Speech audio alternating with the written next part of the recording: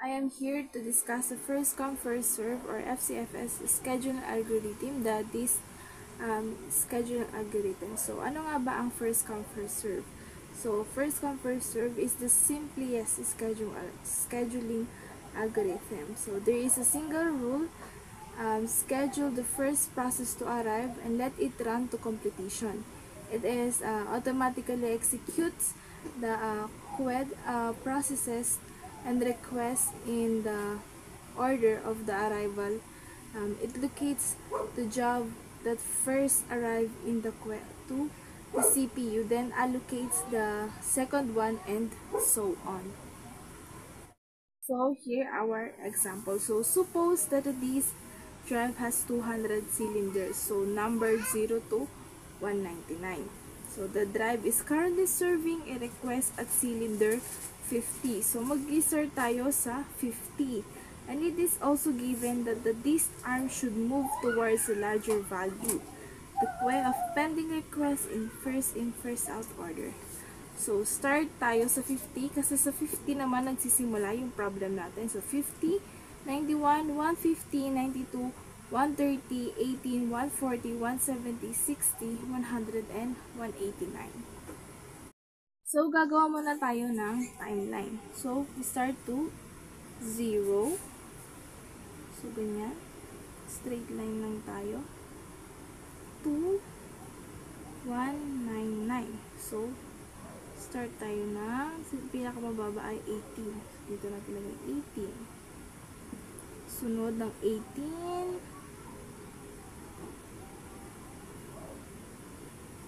So, 50. Then, 60. 50. 60. Tapos, ito, 91. 92, 192, so 100 na. Okay, 100. So na 100 ay 140,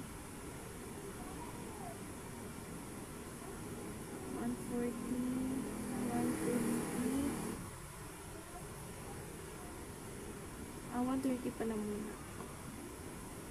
130, 140, tapos 150. Kaya pansin yung 130. So, 150, then 170 na. Dito na natin yung 189. So, ganyan. So, yan yung process natin. So, sabi, we should start dito sa may 50. 50. So, ayan. Sunod ng 50 ay 91. So, dito sa may 91. So, baba lang natin. So, 91. 91. Sunod naman ng 91 natin is 150. So, nandito yung 150. So, 150.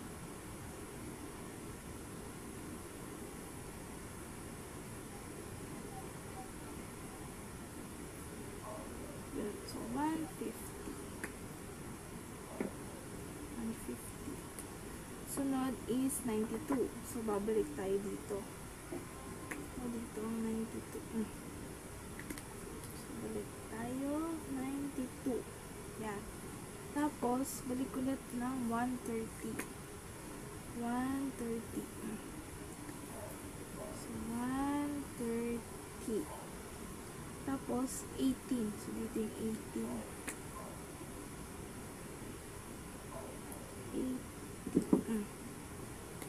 Yan na lang natin ang palatandaan. 18. So, after ng 18 is 140. So, dito, 140 ay dito. So, 140. Yan. So, na 140 ay 170. So, dito lang yan. So, straight line na lang natin.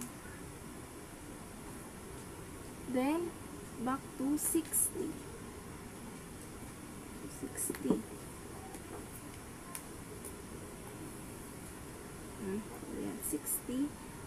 Tapos ang 60 ay 100. So, 100 ay dito. 100. Lain lang natin. And lastly is the 189. So, nandito yung 189.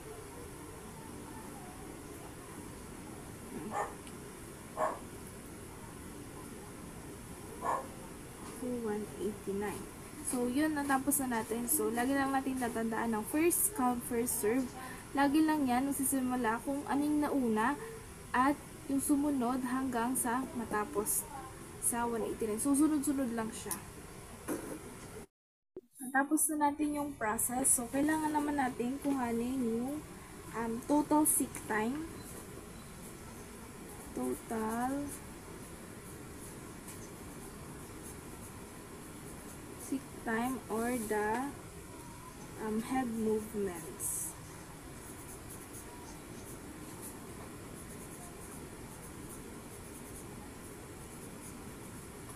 So, sa pagkuha naman nito, madali lang.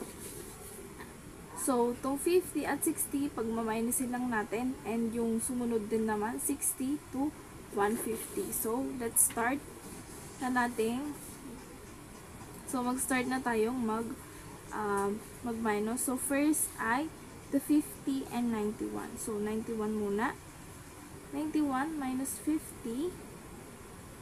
Sunod ay 91 to 150. So, 150 muna.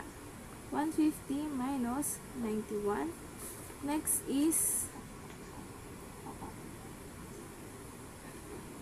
150. 150 and 92. So, 150 muna. 150 minus 92. 150 and 92. 92 and 92 to 130. So, 130 muna. 130 minus 92 was. So, 130 and 18. 130 minus 18. So, sunod ng 18 is 140. So, 140 minus 18 equals, then, sunod ito, 140 and 170. 170 minus 140. So, 70. Sunod natin ay 60. So, 170 minus 60 equals, then, pagtapos is 60 minus 100. So, 100 minus 60. After that is 100 and 189. So, 189 minus 100. So, ipagsusubtract lang natin sila lahat.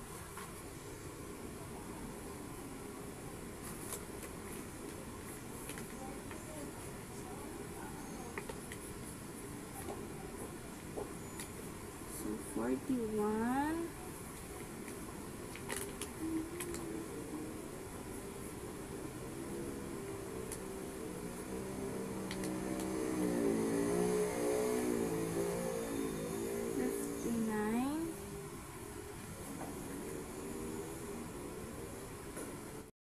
Makuha lahat ng pinag-subtract natin.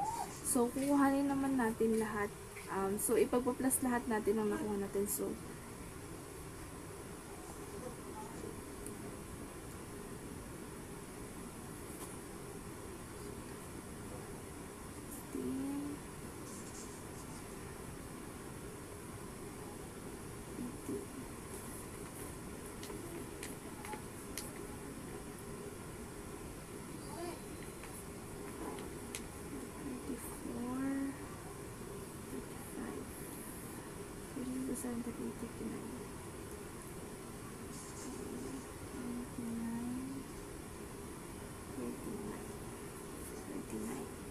so, 7 plus 5, 12, plus 5, 17, 18, 19, 20, 21, 22, 23, 24, 25, 26, 27, 28, 29, 30, 31, 31 plus 8, so 39,